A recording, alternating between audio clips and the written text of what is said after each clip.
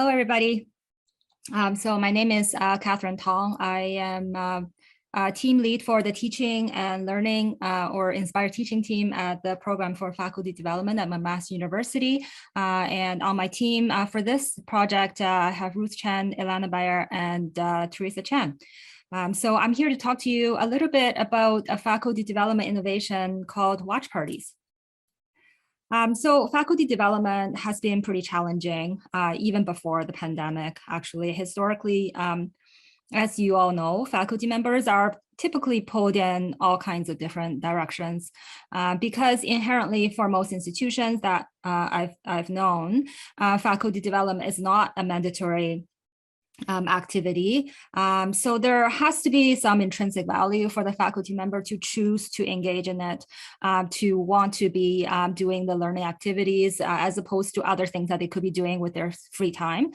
So universally, faculty development work is challenged in attracting their participant for the event. So during the pandemic, the workload for the faculty members were even more increased, and they are of course, going through a number of different kinds of transitions clinically and in their teaching context. So in theory, when things became free open access at our institution at McMaster's MacPFD, we thought there were reasons that the increased accessibility would increase the engagement from faculty members, but in reality, the virtual offerings did not end up getting a lot more participation than the hypothesis that perhaps there is a missing elements of social connection, perhaps the value that's represented by virtual events is not exactly the same as one would get from going into an event in person. And perhaps folks are just really, really overwhelmed from all the things that they already have to do. And at the very end of a long day teaching online or doing virtual care, perhaps it's not very attractive for them to come in to do another Zoom workshop on teaching activities. So for whatever reason, the end result is that faculty development work has been really challenging during the pandemic. So earlier during the pandemic, the team noticed that some streaming services like Netflix had something called teleparty, where instead of coming together to watch a movie like what we used to do, they have this service where subscribers could sign into the same movie at the same time, and everyone can watch in the comfort of their own home, and then they can interact virtually like a Zoom screen, on the side through the chat and things like that. And that was supposed to alleviate some of the sense of, isolation during that time. We thought perhaps we could also use that platform to attract faculty members to our activities and then generate a simulated sense of community and interaction. So we actually find that it's super easy to find content to share, watch during these events. For example, at the macpfd.ca, if you already don't know, that there is close to 90 videos of various lengths that had been housed there during the last 2 years, recordings from various events that we've run virtually, so that they're all free and open access and designed for health professional educators to access at any point, and they're anywhere between 10 minutes to 2 hours. So those are our first choices. And then we, over time, found more videos on the College of Family Physicians, Royal College, and as well as a number of different places on YouTube where there are channels where departments of our own university and other institutions have hosted their own content from different clinical department rounds or other kind of grant rounds. So through not very much hard work of looking around, we found a ton of content that would be appropriate for our watch parties. So what we normally do is that we will choose a topic or a video that would be highly relevant and valuable to that particular moment in time. And then we will invite a number of panelists to come to the actual running of the event. So usually we'll run it at the end of a month on a Monday at lunchtime. So it's a designated time slot. We will invite local faculty members or even the faculty member who actually gave that talk live in the first place to come in and sit in on that. And we'll generate about anywhere between 10 and 45 minutes of video. Sometimes it's cut down so that the most important moments are presented, but not the full length. And then we will reserve a period of time during that hour where we could interact and talk about what was just said. So this is a picture of the advertisement for our event in summer of last year.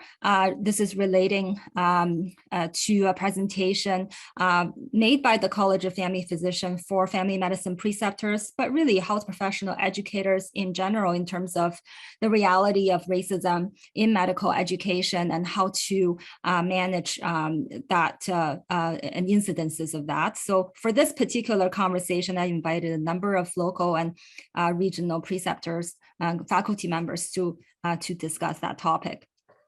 This is another example. So one of our faculty members or previous fellow, I guess Blair Bigham, gave a presentation at a different event on the infodemia, how to fight misinformation. And so that was very timely in February 2021 when the COVID vaccines were just being rolled out into the general population, that faculty members had a valuable conversation about fighting misinformation at that time. We just ran this event yesterday. This is a short video, a TEDx talk from a family physician in the US who made the point that it is the obligation of physicians to engage with social media to deploy that platform in their advocacy work. And I had two journalists join from a news outlet and the conversation about how to safely engage with traditional media as well as social media. So these are some of the things that we've covered. In the year of 2021, we ran 8 sessions in total, and now we've run a total of 11 sessions, and we engage 80 faculty members coming into the event.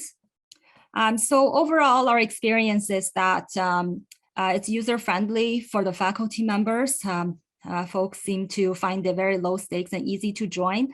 They're okay to stay off camera, or they can interact in the chat, or they can jump in and have a conversation. There is zero pressure because there's always 2 or 3 facilitators at the event who are having a conversation. So it could be listening in for a live podcast or radio show, or it could just be a conversation with a few of your colleagues. It's also easy for faculty developers to put together, and it's versatile. We can choose a topic that's particularly relevant for that month, and we can put it together within 2 weeks of the event.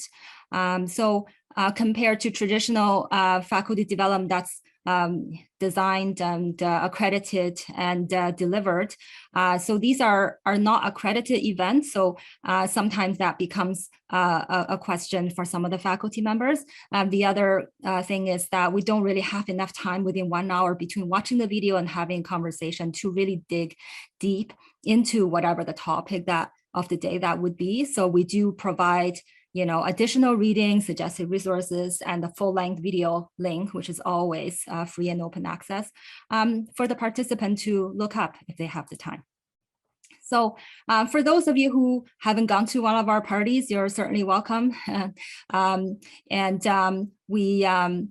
We suggest that, it's such a low stakes and easy thing to do. You may want to adopt it if there's need to your faculty development work. So think of maybe a topic or a search for a video on our macpfd.ca archives and find a 5-minute, 10-minute length to anchor on to have a conversation with your faculty members. That would be one of the great ways to deliver faculty development in a social way and virtually.